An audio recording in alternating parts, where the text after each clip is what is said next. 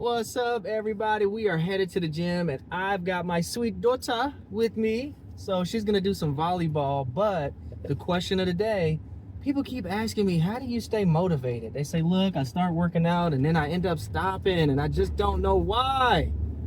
And so I wanted to ask you, sweetie, what do you do to stay motivated? You got schoolwork, you got volleyball. What do you do when you don't feel like doing it? I mean, honestly, I just feel like showing up is the most important thing. I just tell myself to show up every day, and I feel like that's enough to keep me going. Like, even if you're doing like not your best, as long as you're showing up, I feel like is important. And then when it comes to volleyball, I literally don't even have to tell myself to just show up, because it's like, this is what I want to do. That's what you want to do. This is what I love. Was it always like that from day one, or did it grow? No, it was definitely not like that from day one. So you gotta show up. You heard it from her. I don't even have to say anything today. I think I'm gonna leave it at that. First, just show up, okay? Get your foot in the door. So one thing I will add with that is, we talked about motivation, we've talked about discipline, and we've talked about action. Your motivation is your why. Find out your why. Why do you want to lose the 20 pounds? Why do you want to play volleyball? Why do you want to be a bodybuilder? And think about that. Once you have your why, take action. That's the discipline. Getting up, doing it when you don't feel like doing it. Guys, you don't need to have the feeling to do something that you know that's good for you. Even my daughter knows it. She's 15. Anyway, I'm not going to say too much because I think she crushed it. I think she nailed it. Okay? I think I nailed it too. What would the kids say if you nailed it? Like, how do you say that nowadays? Oh, you ate it up. She ate. Let her eat, y'all. All right, we're going into the gym. I'll see you in a few minutes. We're gonna hit the entire shoulder today, especially those rear delts, which are super important. A lot of times you see guys with overdeveloped front delts. Makes your posture kind of slouch forward. So we want to bring that back by working those rear delts. Your shoulders won't look the way you want them to if you do not hit your rear delts. So let's do that as well.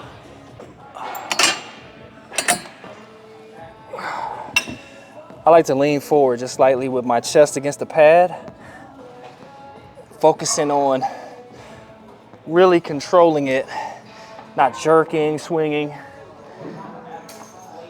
and a good stretch with the rear delts. The more of a stretch you can get, the better.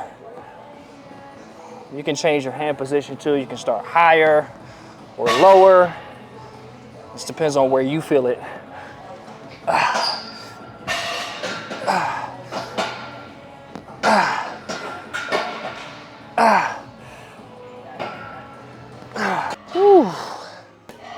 Definitely noticing a change in the endurance right now with the reduction of these calories.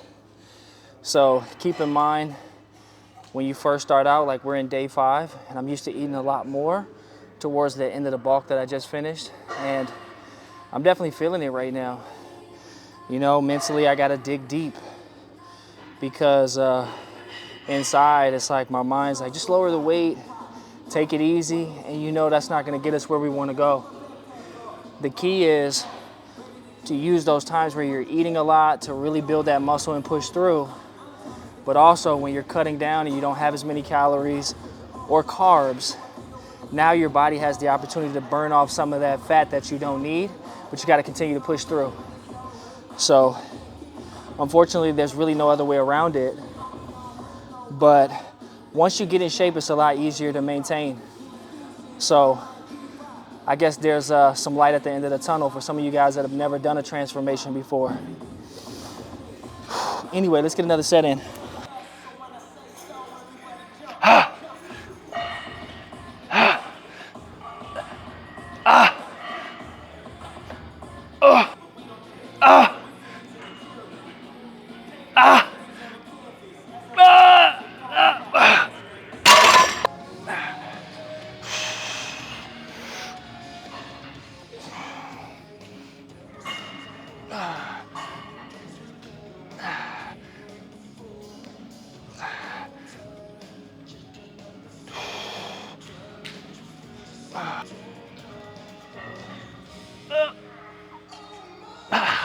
I like to use machines because I don't have a spotter. Do not be afraid to use the machines because you can really push yourself and go to failure. You don't have to worry about that. Plus, they do reduce your risk of an injury too.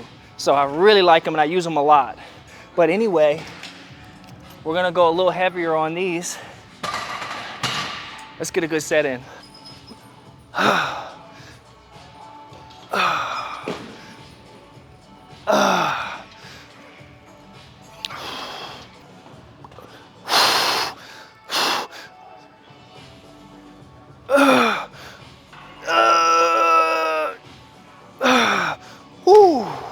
We're working now. We are in the zone. There was a time where I had like a rotator cuff injury. I was doing a lot of band work, a lot of isolation movements. Couldn't really press. So now that I can, I want to take advantage of it.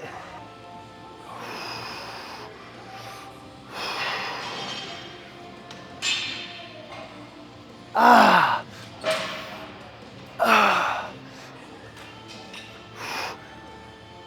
Ah.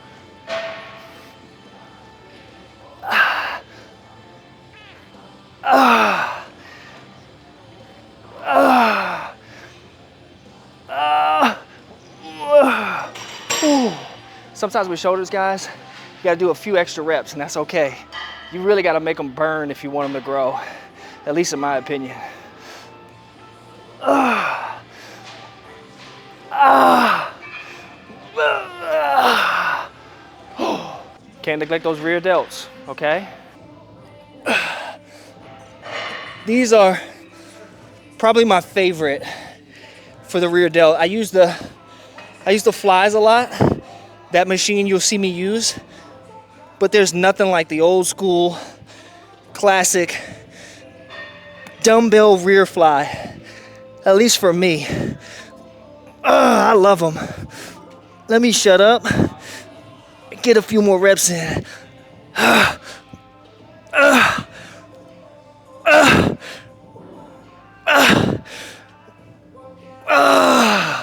You cannot be friends with your shoulders, okay? You gotta hit them until you get angry inside. You should be upset when you walk out. If not, you probably didn't do enough. Gotta keep it going.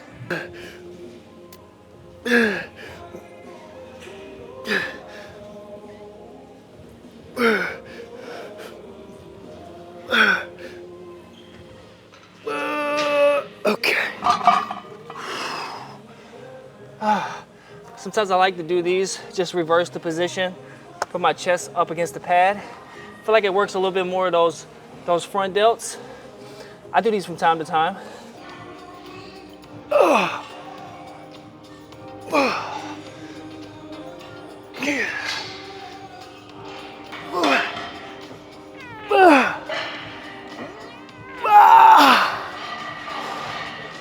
Let's get some shrugs in. The way I like to do these is a little trick. Instead of trying to do them where my arms are completely straight and my body's upright, I actually like to lean forward just a little bit. I feel like I get a much better stretch because the traps, they stretch all the way into the upper back. So you want to hit that part too.